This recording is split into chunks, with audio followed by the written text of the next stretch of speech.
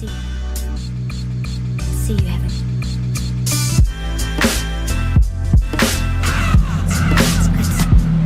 History, baby. See you haven't.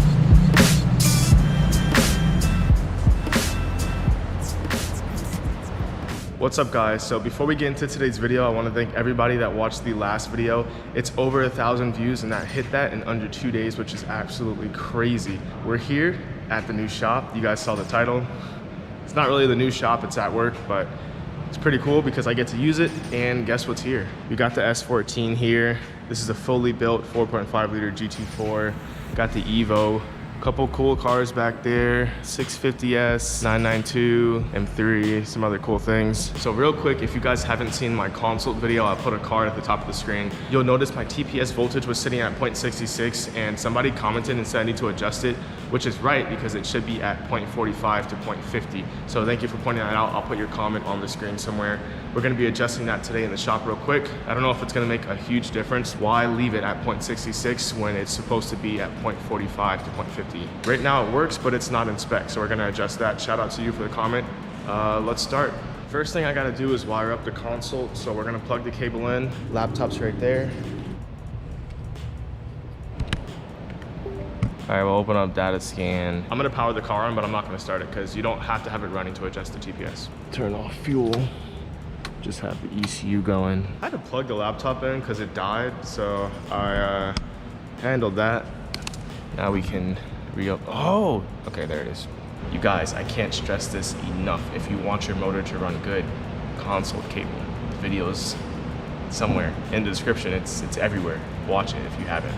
In this bottom corner, we're gonna see that TPS is showing 0.64 volts. We want that to be between 0.45 and 0.50. So now we're gonna adjust the TPS. That brown connector right there is your throttle position or TPS connector, and the actual TPS sensor is that black piece, if you guys can see it. I'll zoom in, I'll put arrows, you'll figure it out, you'll see. So what we're gonna do, there's two 7mm bolts, we're gonna loosen those slightly. It's pretty much the same as the CAS with these two bolts, and then you adjust it. It's kind of the same, it's exactly the same with TPS. We got my coworker's Evo 8 doing some work on it. We got a standalone going in soon, which is pretty sick. Grab a 7mm. Okay, where's the ratchet? Okay, this might be on the table somewhere else, hold on. Yep, here it is.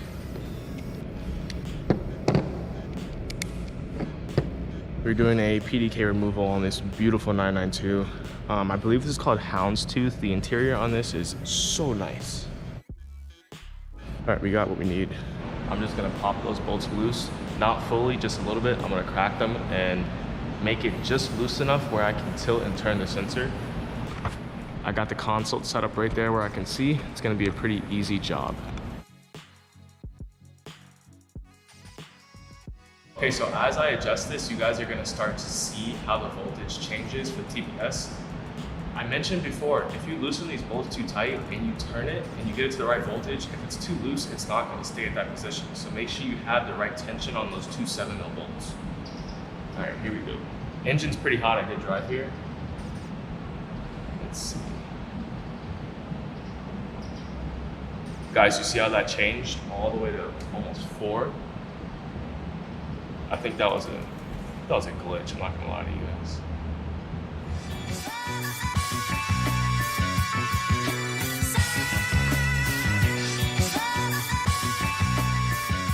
All right, so we're sitting at 0.46, which is between 0.45 and 0.50. When you're tightening these 7mm bolts, make sure you're careful that you don't move the sensor, because then you're just gonna throw off all the adjustment you just did. So I'm gonna tighten these down and then we're gonna start it up. Maybe a little test drive. So this is wide open. Okay, that's fully closed. All right, it's within spec when I move the throttle body, so let's go for a first start real quick. I'm gonna hop in the car and make sure that it's the same with the pedal and not by hand. Now let's make sure it starts and idles fine.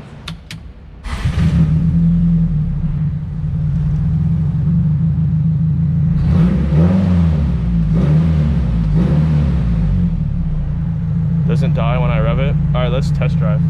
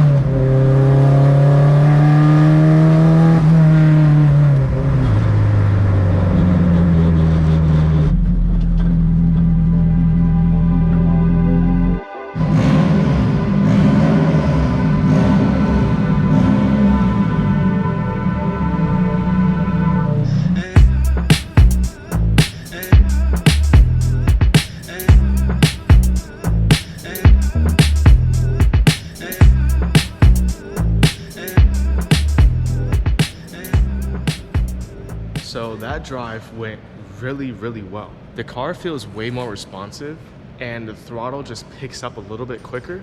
It just feels right. After that whole drive, I checked the TPS voltage and it read 0.46. Still within spec, that's good. Every now and then I'll obviously double check to confirm. The old registration for the car is expired. It's been expired, don't tell anybody. I'm gonna put the new sticker on, that way the car is street legal.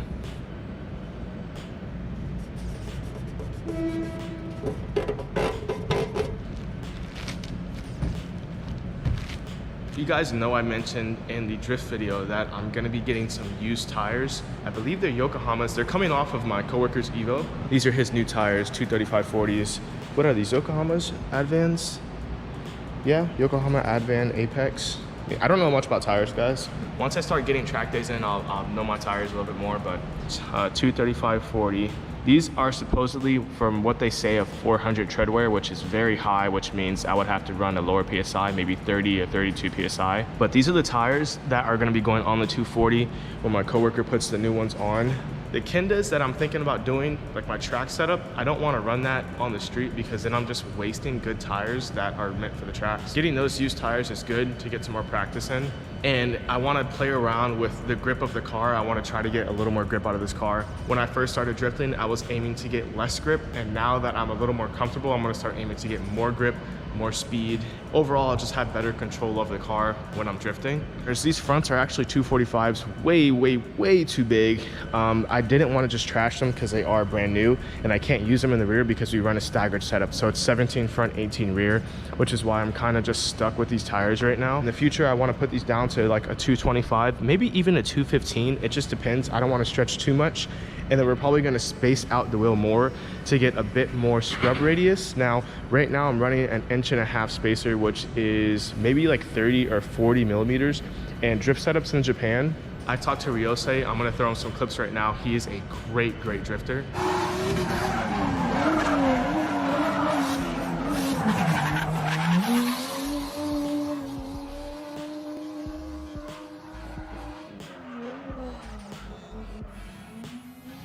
And he runs 70 millimeters. If you add caster, the car will self-steer, so the wheel will center back and that helps with transitioning when you're drifting. But if you can't run any more caster, having a wider scrub radius by running spacers will help with that self-steer. Wider your scrub radius, the better the self-steer. And it's all basically preference when it comes to that. So the 50 mil front fenders are so wide and the wheel does kind of sit in a little bit. So I want to add the spacer for a little bit more scrub radius, and then also I want to kind of fill that gap that you see right there. It's not a big deal, but I do kind of want to fill it out a bit. So the first thing we're going to do is obviously put the new tires on, go down PSI, and then over time we'll change things one by one, so we know the effect that each change has on the car when it's drifting. That's enough talking. Now I have to get to work, and I'll see you guys in a couple hours.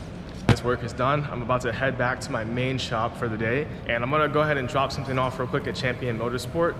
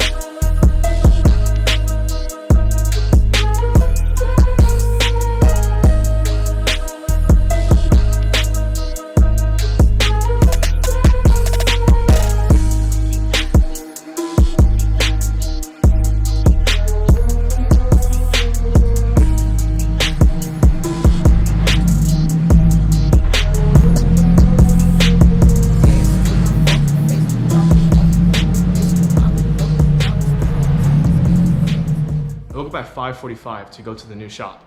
So I'm gonna take a nap, get some other things done, and I'll see you guys tomorrow.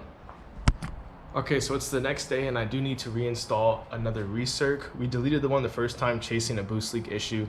I have extra hose, so I'm gonna put the recirc back on basically.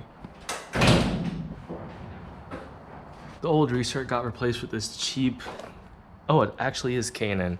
It's still cheaply made and just thrown together. I capped off the inlet here. So we're basically gonna be cutting the hose to reinstall it back on. I did keep the old hose as a reference so we don't have to measure or do anything. You could just copy this.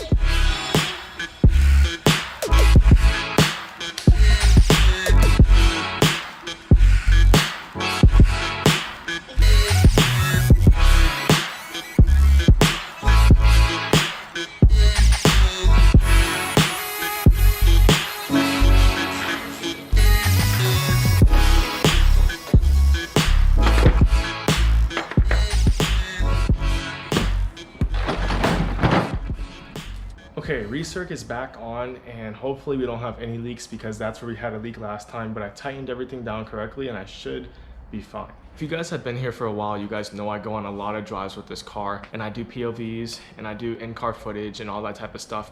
But one thing I've never been able to capture is the true exhaust sound, like a raw audio of the exhaust. And luckily, I tried a new setup and I think I might have found a good way to actually record what the Silk Road manifold sounds like and the straight pipe on the SR. So I'm gonna give you guys a teaser of that real fast.